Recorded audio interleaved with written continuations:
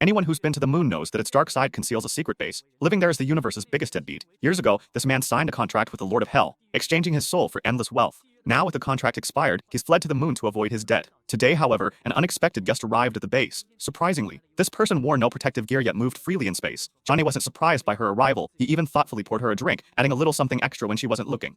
It turned out the woman was a demon from hell, sent by Satan, the Lord of Hell, specifically to collect his soul. The moment she picked up the glass, she sensed something was amiss, but she drank it anyway, pretending nothing was wrong. Johnny seized this chance to secretly close the base's door. This door, crafted from the strongest adamantium alloy on Earth, was supposed to lock the woman in securely. However, Johnny underestimated her power. With a casual flick of her wrist, the entire base nearly shut down. After witnessing her terrifying strength, Johnny didn't hesitate. He dashed outside, pressed a button, and the base behind him instantly exploded. The powerful blast left a deep crater in the ground. Afterwards, Johnny flew off alone in the spaceship the woman had arrived in. Moments later, a hand emerged from the ruins. The Great Escape. Johnny barely reached Saturn before his energy ran out. The spaceship was forced to stop on the ring. Even stranger, one way the demon's technology replenished energy was by using sin. This gave Johnny an idea.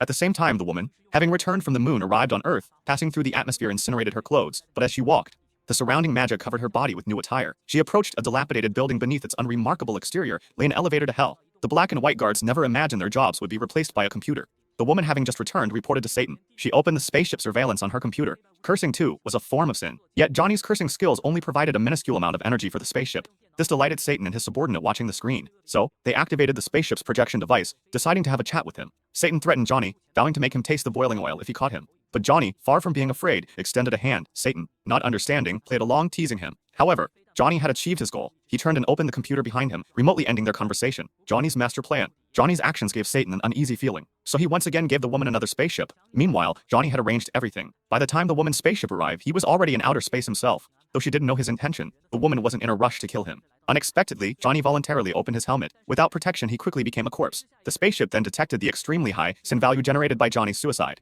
The woman no longer hesitated and began to reclaim Johnny's soul. Hell's system soul meter was almost full just as it was about to succeed. The cable Johnny had set up, timed perfectly, instantly dragged his body back. Seeing this, the woman immediately gave chase. The moment he returned to the spaceship, his soul also returned to his body. This was his plan. Before the woman could catch up, he quickly piloted the spaceship to escape. The thrust from his ship forced the floating asteroids to collide with the woman's spaceship.